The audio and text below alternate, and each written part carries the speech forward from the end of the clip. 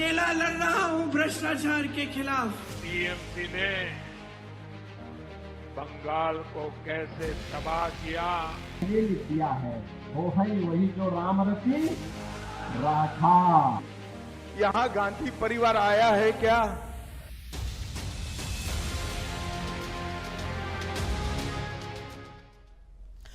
नमस्कार, आप देख रहे हैं सुदर्शन न्यूज। मैं हूं आपके साथ अमित शर्मा। शाम के 6 बज चुके हैं और समय हो गया है रण क्षेत्र का, जिसमें आज हम बात करेंगे लोकसभा चुनाव के चौथे चरण से पहले तमाम पार्टियों के नेताओं की ओर से आम जनता को दी जा रही चुनावी गारंटी की। दरअसल प्रधानमंत्री नरेंद्र मोदी ने आज पश्चिम बंगाल में एक चुनावी रैली को संबोधित करते हुए न केवल बंगाल सरकार पर निशाना साधा, बल्कि वो बंगाल की जनता को 5 गारंटी भी देते हुए नजर आए। इस दौरान पीएम मोदी ने कहा कि बंगाल में धर्म के आधार पर आरक्षण नहीं देने दूंगा, ये मोदी की गारंटी है। SC, ST और OBC का आरक्षण खत्म नहीं होने दूंगा, ये मोदी की गारंटी है। रामनवमी मनाने से आपको कोई नहीं रोक पाएगा, ये मोदी की गारंटी है। राम मंदिर पर सुप्रीम कोर्ट का फैसला पलटने नहीं दूंगा, ये भी मेरी गारंटी है। और CAA किसी भी सूरत में रद्द नहीं होगा, ये मोदी की गारंटी है। जहां पीएम मोदी ने बंगाल में 5 गारंटियों का जिक्र किया, तो वहीं हाल ही में तिहाड़ जेल से चुनाव प्रचार के लिए बाहर आए अरविंद केजरीवाल ने दिल्ली में 10 गारंटी दी। केजरीवाल ने कहा कि अगर इंडी गठबंधन सत्ता में आता है तो 24 घंटे बिजली की व्यवस्था की जाएगी, शिक्षा स्वास्थ्य पर पूरा ध्यान दिया जाएगा, पूरा फोकस किया जाएगा, राष्ट्र को हमेशा सर्वोपरि रखा जाएगा, अग्निवीर योजना को समाप्त कर दिया जाएगा। ऐसी और भी गारंटी केजरीवाल देते दिखे। इसके पहले कांग्रेस भी 25 गारंटियों का जिक्र कर चुकी है। आरजेडी की ओर से भी कई गारंटियां दी जा चुकी हैं। ऐसे में सवाल यह है कि आखिर किसकी गारंटी पर देश की जनता भरोसा करेगी, किसकी गारंटी में कितना दम है। आज ऐसे ही तमाम सवालों को लेकर हम चर्चा करेंगे। एक खास पैनल जो है वो हमारे साथ जुड़ चुका है, उनसे भी आपको हम परिचय कराएंगे। कौन कौन लोग हमारे साथ मौजूद हैं उनके बारे में विस्तार से आपको बताएंगे। सवाल जवाब का जो सिलसिला है उसको भी शुरू करेंगे, लेकिन उसके पहले एक रिपोर्ट आपको हम दिखाते हैं, देखिए जरा। कांग्रेस का भ्रष्टाचार, कांग्रेस का परिवारवाद और कांग्रेस का तुष्टीकरण, और दूसरे वाम लेफ्ट का अत्याचार और अनार्की, इन सारों को मिला दें, ये सारी बुराइयों को एक जगह पे इकट्ठी कर दें, तब बनती है अकेली टीएमसी। भी अब ये पार्टी नहीं बची, सिर्फ मोदी की पार्टी बची है, क्योंकि वो हमेशा यही कहते हैं मोदी की पार्टी, मोदी की गारंटी, और मोदी जो कहता है वो होता है। जब ये व्यक्ति मैं कहता हूं तो उसका, उस पार्टी का, उसके विचारों का अंत होता है बहुत ही जल्दी। मैं बहन प्रियंका जी का भाषण सुन रहा था। उन्होंने कहा मैं मेरे परिवार से वोट मांगने आई। बात तो उनकी सही है। रायबरेली वालों ने सालों से गांधी नेहरू परिवार को जिताया है, सही बात। मगर मैं आज 5 सवाल उनको पूछने आया। लोकतंत्र के अंदर 5 साल तक यहां से चुन कर जाने के बाद सोनिया जी और इनका परिवार रायबरेली कितनी बार आया है भैया, बताओ तो जरा। अरे जोर से बोलो भाइयों बहनों। मैं इतना भी कहना चाहता, चलो सोनिया जी की तबीयत थोड़ी नादुरुस्त रहती है, राहुल बाबा या प्रियंका बहन आए हैं। मोदी जी की बातें खोखली हैं, मोदी जी का सम्मान खोखला है, सिर्फ बोलने की बातें हैं, सिर्फ वोट लेने के लिए बातें हैं, कोई वजन नहीं है उनकी बातों में। कहते हैं मैं अकेला लड़ रहा हूं, मैं अकेला लड़ रहा हूं भ्रष्टाचार के खिलाफ। आप और अकेले कैसे? सारी सत्ता आपके पास है, सारे साधन आपके पास है। आप ही के लोग कहते हैं कि दुनिया के सबसे बड़े नेता हैं आप, दुनिया के सारे प्रधानमंत्री, दुनिया के सारे राष्ट्रपति आपके साथ हैं और आप अकेले लड़ रहे हैं। मंच पे आते हैं चुनाव के समय, रोने लगते हैं बच्चे की तरह, कहते हैं कि मुझे गाली दी, कहते हैं कि मुझे गाली दी। अरे हिम्मत करिए मोदी जी, सार्वजनिक जीवन है। मंत्री बनने का दो ही विरोध कर रहे हैं। दो लोग कौन है? एक रामद्रोही है और एक पाकिस्तान है। यही दो विरोध कर रहे हैं। पाकिस्तान को भी अच्छा नहीं लग रहा है, क्योंकि उसे मालूम है कांग्रेस के समय जब आतंकी विस्फोट होते थे तो कांग्रेस के नेता क्या कहते थे? कांग्रेस के नेता कहते थे सीमा पार से। आज तो नहीं है ना सीमा पर का आतंक। आज तो जोर से विस्फोट हो, कहीं पे पटाखा फट जाए ना तो पाकिस्तान सबसे पहले सफाई देता है कि साहब मेरा हाथ नहीं है। तो मुझे मालूम है कि मोदी जी के नेतृत्व में नया भारत है। ये छेड़ता नहीं है, लेकिन कोई छेड़ता है तो उसको छोड़ता भी नहीं है। और इसलिए बहनों और भाइयों, तुलसी बाबा ने जो पहले लिख दिया है वो है वही जो राम रची था। देखिए, नौकरी के एजेंडे ने तो उन्हें रोड पे लाया है। वो रोड शो करे या शो करे, हम लोगों ने तो जॉब शो किया है। और प्रधानमंत्री जी से हम विनम्र आग्रह कर रहे हैं, आप 8-10 बारी जो है बिहार आ चुके हैं, लेकिन आपने अपना विजन जो है अब तक बिहार के लिए क्या करेंगे अगले 5 साल, ये अब तक नहीं बताया। पिछली बार भी जो है 40 में से 39 सांसद जो जीत के गए, उन्होंने क्या किया 10 साल, अब तक उनका कोई हिसाब नहीं। आप प्रधानमंत्री जी यहाँ आ रहे हैं, आपने जितने वादे किए थे एक भी जो है बिहार को लेकर के आपने पूरा नहीं किया। आप कहते थे बिहार को हम स्पेशल पैकेज देंगे, स्पेशल अटेंशन देंगे, स्पेशल स्टेटस देंगे, लेकिन उन वादों का क्या हुआ? और बड़ी दुविधा है कि प्रधानमंत्री जी आते हैं लेकिन बिहार के लोगों के बारे में एक शब्द नहीं बताते कि बिहार के हित में वो अगले 5 साल क्या काम करेंगे। इस मंच पर, इस मैदान में और मैदान के बाहर पूरे क्षेत्र में आज जनता कहती है पूरे राष्ट्र से कि अमेठी की ये वो जनता है जिसने राष्ट्र के राजनीतिक इतिहास में एक भूचाल ला दिया जब कांग्रेस पार्टी के राष्ट्रीय अध्यक्ष उनके शहजादों को अमेठी की जनता ने धूल चटाई और लोकतंत्र को ये संदेश दिया कि अगर सांसद 15 साल लापता रहा तो उसका क्या, पूरे खानदान का बोरिया बिस्तर बांधने की ताकत गरीब नागरिक में है। देखिए, बीजेपी ने जो गड्ढा खोदा था उसी गड्ढे में गिर गए। उनका जो नेगेटिव नैरेटिव था, जो नकारात्मक राजनीति थी, वो आज नकारात्मक राजनीति को कोई स्वीकार नहीं करता। अपने खोदे हुए गड्ढे में बीजेपी गिर गई। देखिए, जो व्यक्ति भ्रष्टाचार के खिलाफ आंदोलन करने की बात करता था, आज गंभीर भ्रष्टाचार के आरोपों के चलते जेल की सलाखों के पीछे। केवल चंद दिनों के लिए अंतरिम राहत मिलकर बाहर आए, उस पर भी कंडीशन लगी है और 2 जून को वापस अरविंद केजरीवाल जी को सरेंडर करके जेल जाना होगा। अब उससे पहले जितना मर्जी झूठ चीखो पुकार करनी कर लें, सच्चाई ये है कि उनके स्वास्थ्य मंत्री, जेल मंत्री, उनके शिक्षा मंत्री, शराब मंत्री, उप मुख्यमंत्री और स्वयं मुख्यमंत्री जेल में भ्रष्टाचार के गंभीर आरोपों में। सोनिया गांधी जी, राहुल गांधी जी, चिदम्बरम जी, ये भी भ्रष्टाचार के गंभीर आरोप झेल रहे हैं और आजकल बेल पर हैं। वैसे अरविंद केजरीवाल जी आजकल बेल पे हैं, उसमें खुशी मनाने की कोई बात नहीं। भ्रष्टाचार के खिलाफ निर्णायक जंग चली है और भारत को भ्रष्टाचार से बचाना है। हमारी आम आदमी पार्टी एक छोटी सी पार्टी है, 2 राज्यों के अंदर है, अभी 10 साल पुरानी पार्टी है।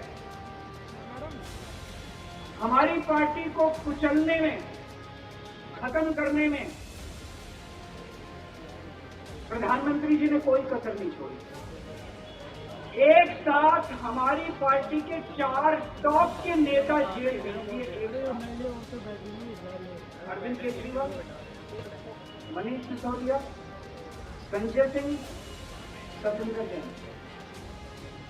बड़ी बड़ी पार्टियों के अगर 4 टॉप के नेता जेल चले जाएं, पार्टी खत्म हो जाती है। आम आदमी पार्टी के 4 टॉप के नेता इन्होंने जेल भेज दिए। उन्होंने सोचा कि पार्टी खत्म हो जाएगी, लेकिन ये पार्टी नहीं है, ये एक सोच है। जितना ये खत्म करना चाहते हैं उतना ये बढ़ती है। तो बीते 24 घंटे में क्या कुछ हुआ, किस तरीके से वार हुआ और पलटवार हुआ, जो बयान दिए हैं वो हम आपको यहां पर दिखा रहे थे ताकि आप समझ पाएं कि किस तरीके से वार हो रहा है और फिर उसके बाद जबरदस्त तरीके से पलटवार भी हो रहा है। और यही राजनीति का असली गेम है, यही असली राजनीति है। और बिना समय गवाए अब चर्चा की शुरुआत करेंगे, लेकिन कौन कौन खास मेहमान हमारे साथ मौजूद है सबसे पहले उनसे आपको हम परिचय कराते हैं। हमारे साथ बीजेपी की तरफ से रमाकांत मिश्रा जी हैं, बीजेपी के प्रवक्ता हैं, बहुत स्वागत है सर आपका। इसके अलावा हमारे साथ इकबाल अहमद जी जो कि कांग्रेस के नेता हैं, वो भी हमारे साथ जुड़ गए, आपका भी स्वागत है। और इन सब के अलावा आम आदमी पार्टी के प्रवक्ता अमित शर्मा जी हमारे साथ हैं, अमित जी आपका भी स्वागत है। और पॉलिटिकल एक्सपर्ट के तौर पर अविनाश सिंह जी हमारे साथ जुड़ गए हैं, जो कि बड़ी ही बेबाकी से अपनी बात को रखने के लिए जाने जाते हैं। अविनाश जी आपका भी स्वागत है। लेकिन सबसे पहले अमित जी मैं आपके पास आना चाहता हूं। और अरविंद केजरीवाल आज 10 गारंटी देश के सामने रख रहे थे। 10 जो गारंटी हैं वो देते हुए नजर आ रहे थे, जिसमें वो शिक्षा, स्वास्थ्य, फ्री बिजली, फ्री पानी, जो वो अक्सर कहते रहे, जो दिल्ली के लिए वो बातें वो कहते रहे, पंजाब के लिए जो बातें वो कहते रहे, वही सब बातें उन्होंने की हैं। उसमें कुछ भी नया नज़र नहीं आया है। सवाल यही है कि अगर उन्हीं पुरानी बातों को आप घुमा फिरा कर देश के सामने रखते रहेंगे और इंडी गठबंधन के रूप में ये कह रहे हैं कि भाई इंडी गठबंधन की ये सोच है, इंडी गठबंधन का ये विज़न है, तो इसमें देश के लिए तो कोई विज़न नज़र आ नहीं रहा है। वही घिसी पिटी पुरानी बातें, वही फ्री बीज, वही फ्री वाली बातें आ रही हैं। तो विज़न कहाँ है इसमें अमित जी?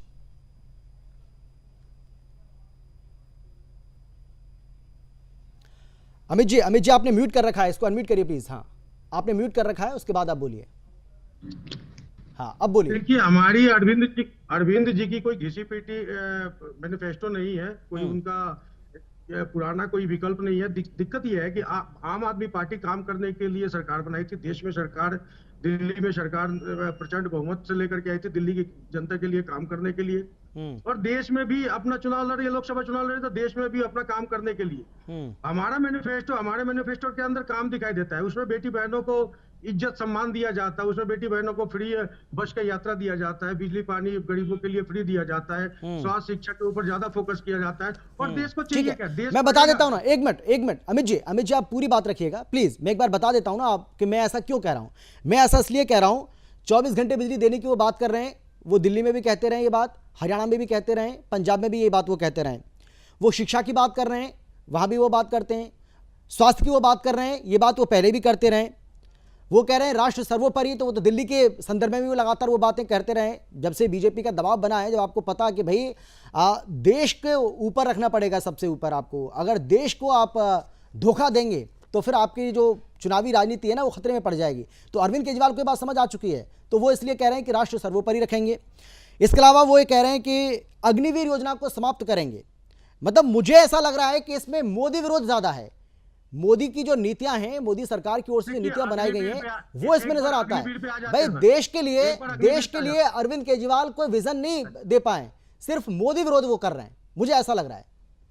अमित जी देखिए इसमें एक अग्निवीर पे हम ले लेते हैं। एक क्या हुआ, हरियाणा के अंदर एक बाप और बेटा फौज के अंदर जाता है और बाप बेटे की रिटायरमेंट आ जाती है और बाप अभी नौकरी पे सलामत है। कहने का मतलब ये है कि लड़का तैयार हुआ स्कूल से पास आउट करके, और जब वो अपनी तैयारी करके अग्निवीर के अंदर जाएगा 4 साल के लिए, जब उसकी लाइबिलिटी बढ़ेगी, शादी हो जाएगी, बच्चे हो जाएंगे, तब वो रिटायरमेंट आ जाता है। मतलब इसके बच्चे को, देश के युवाओं को आपने बेरोजगार कर दिया। अब उसके आगे आपने उस युवा के लिए क्या रखा? नहीं, आप भी तो ये बताइए ना कि अग्निवीर योजना को समाप्त करके आप क्या लेकर आएंगे, आप क्या करेंगे युवाओं के लिए, ये भी तो आपको बताना पड़ेगा ना। या फिर जो योजना चल रही है उसको बस बंद कर देंगे आप? आपने ये बताया कि आप क्या करेंगे भाई। आपको देश के सामने, अगर आपको चुनाव जीतना है, अगर आपको चुनाव जीतना है तो देश के सामने एक विजन रखना पड़ेगा ना, या सिर्फ मोदी विरोध। मेरी बात सुन लीजिए, मोदी विरोध से तो काम नहीं चलेगा ना, और देश की जनता तो इस बात को देख रही है कि आप क्या कर रहे हैं।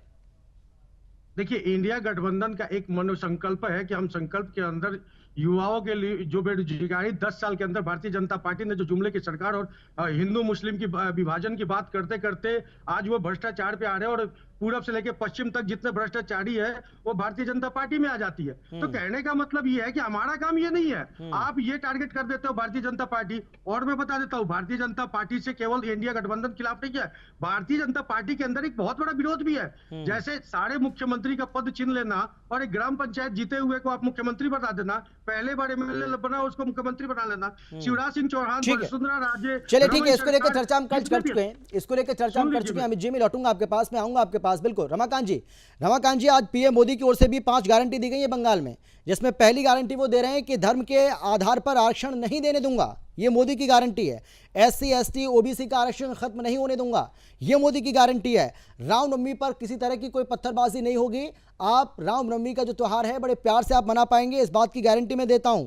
राम मंदिर पर सुप्रीम कोर्ट का जो फैसला है वो एज इट इज बना रहेगा, उसको कोई नहीं पलट सकता है, ये भी मैं गारंटी देता हूं। और पीएम मोदी इस बात की भी गारंटी देशवासियों को दे रहे हैं, पश्चिम बंगाल के लोगों को दे रहे हैं कि CAA किसी भी सूरत में रद्द नहीं होगा, इसको भी समाप्त नहीं होने दिया जाएगा। तो प्रधानमंत्री नरेंद्र मोदी की ओर से जो गारंटियां दी गई हैं उस पर विपक्ष के जो तमाम नेता हैं, जो आपके राजनीतिक विरोधी हैं, उनका यह कहना है कि पीएम मोदी अब जो विकास की बात करते थे ना, वो विकास की बात नहीं कर रहे हैं, अब वो बात वैसे ऐसी बातें कर रहे हैं जिससे कोई मतलब ही नहीं है, जिसका कोई मतलब ही नहीं है, यानी कि ट्रैक उन्होंने चेंज कर दिया।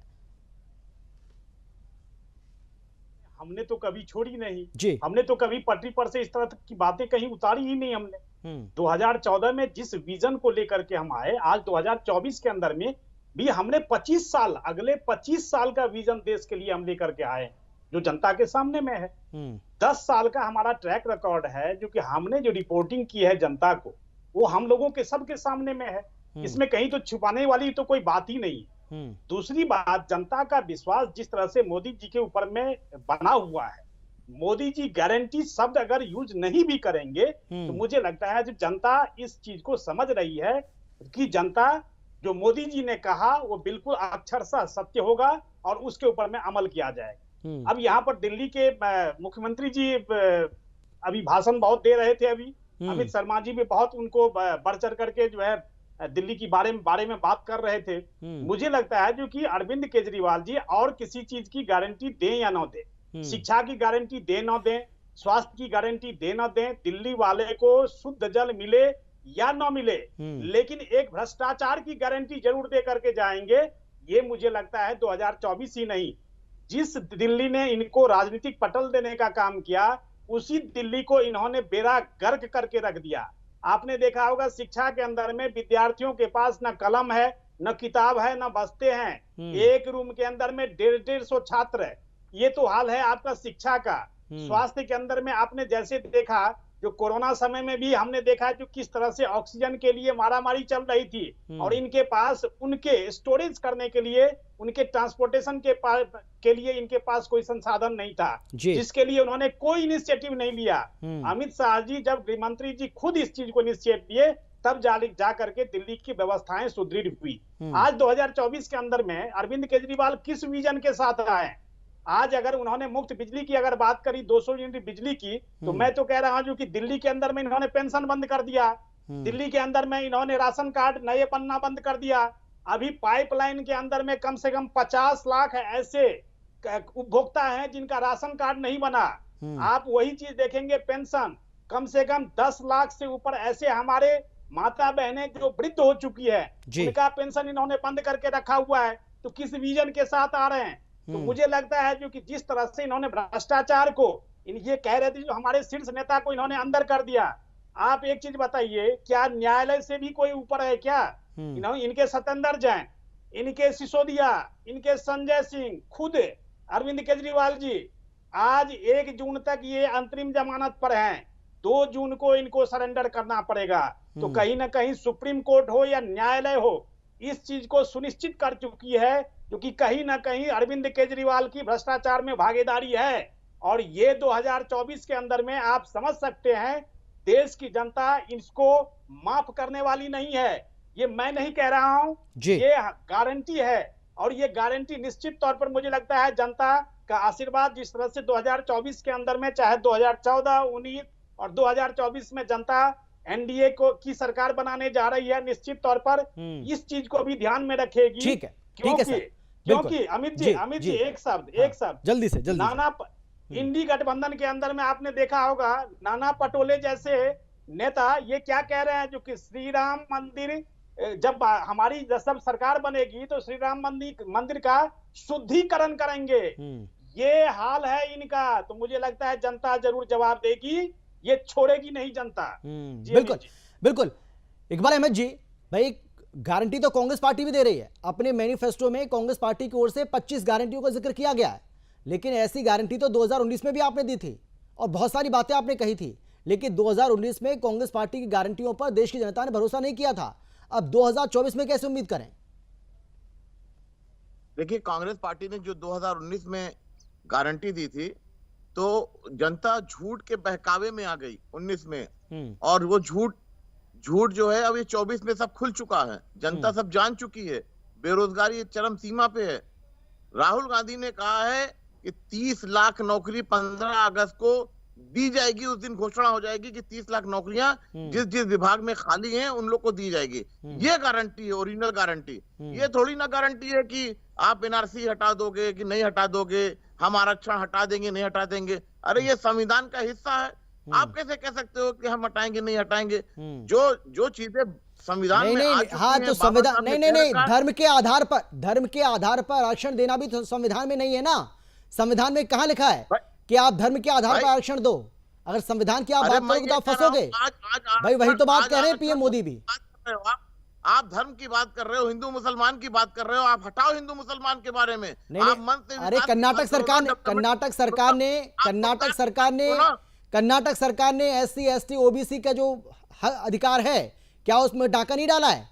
क्या उसमें से मुसलमानों को आरक्षण नहीं दिया है? क्या ये बात सही नहीं है? सही है ना ये बात? अब कर्नाटक में मुसलमान और हिंदू का एक पैगाम देखिए, जो राहुल गांधी मोहब्बत का पैगाम लेके चले थे, कर्नाटक की जनता ने बीजेपी को दिखा दिया। उस मोहब्बत की दुकान में नफरत का सामान बेचा जा रहा है, ये तो पता है ना आपको इकबाल जी? कहीं नफरत का सामान नहीं बिक रहा है, मोहब्बत का पैगाम चल रहा है। और ये पैगाम 2024 में आप देखिएगा, राहुल जी वायनाड से भी 7 लाख से जीतेंगे और रायबरेली से भी 7 लाख से जीतेंगे, और अमेठी भी हम जीतेंगे। और छोड़ेंगे कौन सी? अगर दोनों जगह से दोनों जगह से अगर जीतेंगे, जो दावा आप कर रहे हैं, तो छोड़नी पड़ेगी ना एक सीट। कौन सी छोड़ेंगे? ये तो जनता की मोहब्बत। रायबरेली तो नहीं है, रायबरेली तो नहीं है। नहीं, देखिए ये राहुल चुनाव होना है अभी, फंस गए आप फंस गए। राहुल जी और हाईकमान का फैसला। रायबरेली छोड़ेंगे ना? रायबरेली छोड़ेंगे। अगर रायबरेली की जनता अभी देख रहे हो ना हमारी आपकी डिबेट को, तो मुश्किल हो जाएगा राहुल गांधी के लिए, बहुत मुश्किल हो जाएगा। रायबरेली की जनता। इकबाल जी मैं लौटूंगा आपके पास, समय आपके नहीं ठीक है, समय थोड़ा सा कम है क्योंकि ब्रेक लेना है मुझे, ब्रेक लेना है, उसके बाद मैं लौट रहा हूँ, फौरन मैं आपके पास आऊंगा। अविनाश जी आपके पास भी आ रहा हूँ, जल्द आ रहे हैं एक छोटे से ब्रेक के बाद।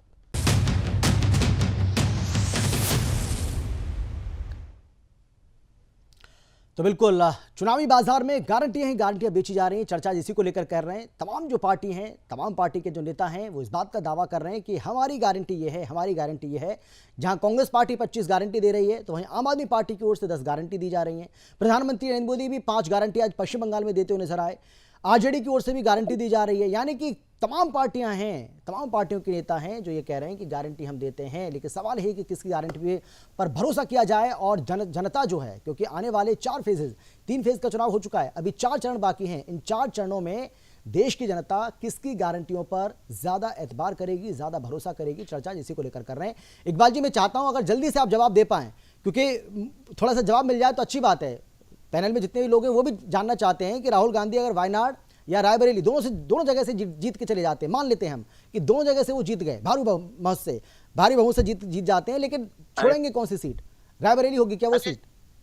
चिंता बीजेपी को ये करना चाहिए कि राहुल गांधी जी रायबरेली से जीत रहे हैं। नहीं, ये मुद्दा बीजेपी ने नहीं उठाया ना, ये मैंने उठाया। ये मुद्दा तो आपने खुद उठाया है नौकरियां दे रहे हैं, और ये चर्चा का विषय भी नहीं है। लेकिन मैं भाई मेरे जैसे तमाम लोग हैं जिनका इस बात पे इंटरेस्ट है कि राहुल गांधी अगर मान के चलिए आपके दावे के मुताबिक दोनों जगह से जीत जाते हैं तो छोड़ेंगे कौन सी? मैं तो कह रहा हूं कि जनता का ये फैसला है। जनता सबसे ज्यादा वोटों से जिताने जा रही है। यही फैसला, यही मोहब्बत है, यही मोहब्बत का पैगाम देने जा रही है पूरे हिंदुस्तान में। चलिए ठीक है, एक ही बात को आप बार-बार कह रहे हैं, आपके पास सवाल का जवाब नहीं है। आप सिंपल बोलिए ना कि इस सवाल का जवाब मेरे पास नहीं है, राहुल गांधी देंगे। आप ये बोलिए, कम से कम बोलेंगे तो बच जाएंगे आप, बेवजह फंस रहे हैं आप। ठीक है, ये तो जनता की मोहब्बत बताएगी। ठीक है सर, मैं लौटूंगा आपके पास। अविनाशी, तमाम पार्टियों की ओर से, नेताओं की ओर से अपनी अपनी गारंटियां दी जा रही हैं, लेकिन सवाल यही है सर कि किसकी गारंटी पे भरोसा किया जाए, किसकी गारंटी में कितना दम है? अविनाश जी नमस्कार। जी नमस्कार सारे श्रोताओं को ढेर सारी शुभकामनाएं। जय श्री राम। देखिए, जहाँ अभी गारंटी का सीजन चल रहा है और हर आदमी की पहचान भी हो रही है। मैंने पहले भी इस प्रोग्राम में कहा था कि गारंटी का वक्त नहीं है, प्रमाण देने का वक्त नहीं है, परिणाम देने का वक्त है। तो मोदी जी ने 10 साल के अपने कार्यकाल में परिणाम दिए हैं और स्टेज में जब वो 50 मिनट या 52 मिनट का जब भाषण देते हैं तो 2 मुद्दा उठाते हैं। एक तो पहले अपना रिपोर्ट कार्ड देते हैं, जो भी उनका रिपोर्ट कार्ड है और आगे विकसित भारत के लिए उनको क्या करना है, और दूसरा ये जो महागठबंधन के जो लोग हैं उनके बारे में भी कुछ वो बताते हैं। तो केजरीवाल और बाकी में जो फर्क था कि जो बैलगाड़ी पे बैठे हुए थे, ये जब से केजरीवाल जेल से छूट के आया है तो शराब के इल्जाम में, तब से वो भी बैलगाड़ी पे बैठ गया। जो एलिवेटेड पोजीशन था कि मैं बड़ा IRS हूं और मैं बड़ा ऑनेस्ट हूं, दुनिया ने देखा उनकी गारंटी का हाल। क्योंकि कसम खा के कह रहे थे कांग्रेस के साथ नहीं जाऊंगा, आज उनके बेल में और राहुल के बेल में केवल एंट्रीम का फर्क है। वो भी बेल पे है, ये भी बेल पे है। तो गारंटी की कैसी धुआं उड़ाई जाती है। वैगन आर से लेके तिहाड़ तक का सफर लोगों ने देखा है। ये जेल से छूट के आए हैं, इनकी दिमागी हालत ठीक नहीं है। तो ये दिहाड़ी के नेता पता नहीं कौन से किसी मांगी हुई भाड़े की गाड़ी पे घूम रहे हैं दिहाड़ी पे। अब ऐसे नेता के भरोसे आप गारंटी दे सकते हैं? और कौन इनकी गारंटी मांग रहा है? देश आगे निकल चुका है। देश को ये पता है कि 2047 तक उनको कहां जाना है। मोदी जी ने एक विजन दे दिया है और मोदी जी ने गारंटी भी रखी है और उन्होंने करके भी दिखाया है। तो इनके गारंटी पे किसी को भरोसा है ही नहीं। अब राहुल गांधी को देखिए, कैसे कोई भरोसा करे?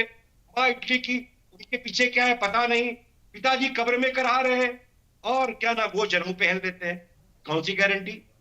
अच्छा, जो 4 बीवी 40 बच्चे वाले हैं वो सवेरे में संविधान, शाम में जब आते हैं तो शरिया करने लगते हैं और रात होता है तो पाकिस्तान करने लगते हैं। तो इनकी भी गारंटी का पता नहीं। अच्छा, इससे आप बहुत अच्छा सवाल पूछ रहे थे कर्नाटक के बारे में। इनसे पूछिए कि भैया मुसलमान हो तो जात पे कैसे विश्वास करते हो? एक नई आइडेंटिटी गारंटी मांगने लगते हैं। नहीं, हमें भी दो, हम भी कास्ट वाले। भैया या तो मुसलमान हो या तो नीची जाति के हो। अगर नीची जाति के हो तो फिर भाई आप घर वापसी कर लो। तो जो जजिया नहीं दे सकते थे पुराने जमाने में, जो आज जो मुसलमान है वो वही है जो जजिया नहीं दे सकते थे। जो जजिया नहीं दे सकते थे उस जमाने में, वो आज गारंटी देने की बात कर रहे हैं। इनकी गारंटी मांग कौन रहा है? ये जेल से छूटा हुआ व्यक्ति वो समय काटेगा 15-20 दिन, फिर जनता को धोखा देगा और 2 तारीख को अब ऐसे टीवी वालों को परेशान करेगा। एक रियलिटी कार्यक्रम चलाना होगा कि केजरीवाल जेल से निकले और जेल चले गए। और ये दिहाड़ी के नेता जो है, जो गाड़ी में घूम रहे हैं, उनका भी 15-20 दिन का मजा माहौल है। कुछ गारंटी से होने वाला नहीं है। मोदी जी निकल पड़े हैं। देश की जनता कम से कम 2024 के इलेक्शन तक उनके साथ है। ये इलेक्शन हार चुके हैं। अब ये गारंटी दे, जातिवाद फैलाए, अब कुछ नहीं होने वाला है। अमित जी, अब कुछ होने वाला नहीं है क्योंकि अब तक 282 सीटों पर चुनाव हो चुका है। दिहाड़ी मिली कि नहीं मिली पूछ लो, 3 आदमी के साथ है। बिल्कुल, अब तक 282 सीटों पर चुनाव हो चुका है 3 फेज में, 3 चरणों में। और बीजेपी इस बात का दावा कर रही है, अमित शाह ये कह चुके हैं कि 200 पार हम कर चुके हैं और आने वाले जो 4 चरण हैं उसमें 200 और पार करेंगे। तो 400 पार तो ऐसे ही हो गया अमित जी। और कल चौथा चरण भी है। एक बात मैं कहना चाहता हूँ विराज जी से, ये मोदी जी पहले ये गारंटी दे दें कि उन्होंने जो 2000 की नोट निकाली थी वो तो चला नहीं पाए 5 साल। तो गारंटी नीचे स्तर का बात करते हो, वो आज भी चल रहा है। गारंटी देने वाले हो यार, वो आज भी लीगल टेंडर है। तुम जेल जाओगे यार, तुम झूठ बोलने के लिए जेल जाओगे। आज भी 2000 का नोट लीगल टेंडर है। तुम जानते कुछ नहीं हो अमित शर्मा, तुम आके बहस करते हो फालतू में यार। नहीं, ये अमित जी ने नहीं बोला है, ये अविनाश जी, ये इकबाल अहमद जी ये बात बोल रहे हैं, ये इकबाल अहमद जी ये बात बोल रहे हैं। मैंने सवाल हालांकि अमित जी से किया था। देखिए दोनों बेल पे हैं। ठीक है, दोनों बेल पे, इनके भी नेता बेल पे, इनके भी नेता बेल पे है। हाँ ठीक है, ठीक है। हाँ अमित जी आप जवाब दीजिए, उसके बाद मैं आता हूँ एक एक करके सबके पास। हाँ अमित जी आप बोलिए, अमित जी आप बोलिए। ये उलट गया, ये उलट गया, पता नहीं किस पार्टी में अमित जी जैसे आपके नेता उलट पलट हो रहे हैं ना, ऐसे आप भी उलट पलट हो रहे हैं।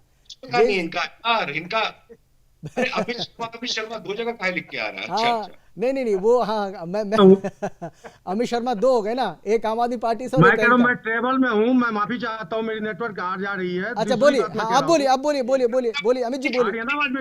वैगन आपसे तिहाड़ जनता माफ नहीं करेगी। जनता तो भारतीय जनता पार्टी को नहीं करेगी। आप कह रहे हो कि 200 बना चुकी है, 200 सीट आ चुकी है और 200 और आनी है। मैं कहता हूं कि 220 हो जाएगी और 420 की सरकार बनाने जा रहे हो आप लोग, क्योंकि 10 साल में जिस गारंटी की आप बात कर रहे हो, 10 साल के अंदर जनता को झूठ बोलने की गारंटी के अलावा आपने कुछ पूरा नहीं किया है। 2014 में 15 लाख रुपए के नाम पे आप लोगों ने मुल्क बनाया, उसकी गारंटी पे जीते। 2019 अविनाश जी आ रहा हूं मैं। अविनाश जी आपकी आवाज दब रही है, वो अपनी बात पूरी करें, उसके बाद में अब मेरी बात सुन लीजिए। और भ्रष्टाचार की बात आप करते हो, भ्रष्टाचार की बात करते हो तो लगता है कि एक गुंडा हिंसा पे आ गया है, एक डाकू हिंसा पे आ गया है, क्योंकि कश्मीर से लेकर कन्याकुमारी तक जितने भ्रष्टाचारी है सारे भारतीय जनता पार्टी में आज के डेट में शामिल हो गए। और सुन लीजिए, बलात्कारी भी है। प्रज्वल रेवन्ना का रिपोर्ट आपने नहीं पढ़ा होगा, आपको पता होना चाहिए कि डिबेट पे आज अमित शर्मा बैठने वाला है। चूतिया बनाने का काम, मूर्ख बनाने का काम। अमित जी शब्दों की मर्यादा एक नेशनल टीवी के ऊपर बैठे आप, नेशनल टीवी चैनल पर किस तरीके की भाषा का उपयोग किया जाए, एक मर्यादा होती है। अमित जी क्या भाषा का इस्तेमाल कर रहे हो आप? नहीं आप तो डिबेट में बिठाने लायक नहीं हो। किस भाषा का इस्तेमाल आप कर रहे हो? क्या बात आप कर रहे हो अमित जी? नहीं आज आपको माफी मांगनी पड़ेगी। इस ना केवल शब्द को वापस लेना पड़ेगा, बल्कि आपको माफी मांगनी पड़ेगी। आप माफी मांगे। नहीं अमित जी डिबेट अब तभी आगे बढ़ेगी जब आप माफी मांगेंगे और उस शब्द को भी वापस करेंगे। शब्द वापस लीजिए, माफी मांगिए। क्षमा मांगता हूं मैं आपसे। मैं तो कब से कह रहा हूं कि क्षमा मांगता हूं मैं, बीच में डिबेट रोक के क्षमा मांगी है मैंने, कि गलत शब्द निकल गया।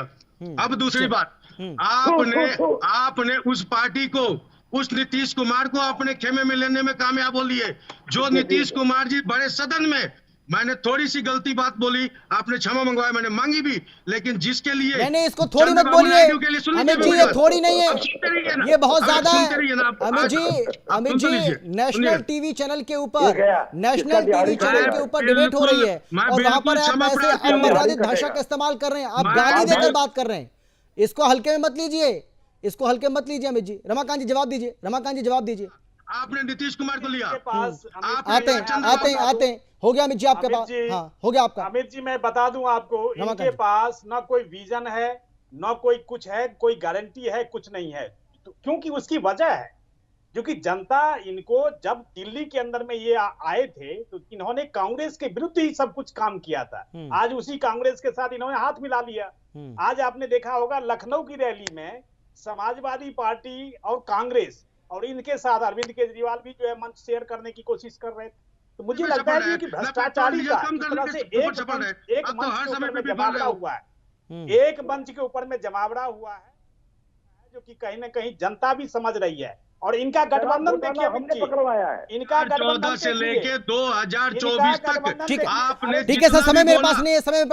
अविनाश जी जल्दी से 10 सेकंड में अविनाश जी हमने पकड़वाया है। हाँ अविनाश जी जल्दी से फटाफट। यही कह रहा हूँ कि ये कांग्रेस प्रेस कॉन्फ्रेंस करके सीना ठोक के कह रही थी कि शराब घोटाला हमने पकड़वाया है। चलिए ठीक है सर, समय मेरे पास इतना ही है। बहुत धन्यवाद आप सभी का मेरे साथ जुड़ने के लिए, चर्चा में शामिल होने के लिए, अपनी बात रखने के लिए। लेकिन चुनावी दौर चल रहा है, 3 चरण पूरे हो चुके हैं, 4था चरण कल होना है, लेकिन उसके पहले गारंटियों का दौर भी जोर पकड़ रहा है। लेकिन किसकी गारंटी में कितना है दम, ये 4 जून को पता चल जाएगा। फिलहाल इतना ही।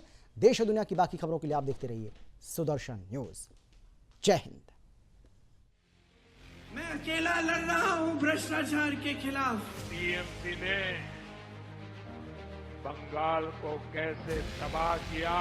ये किया है वो है वही जो राम रसी राठा। यहाँ गांधी परिवार आया है क्या?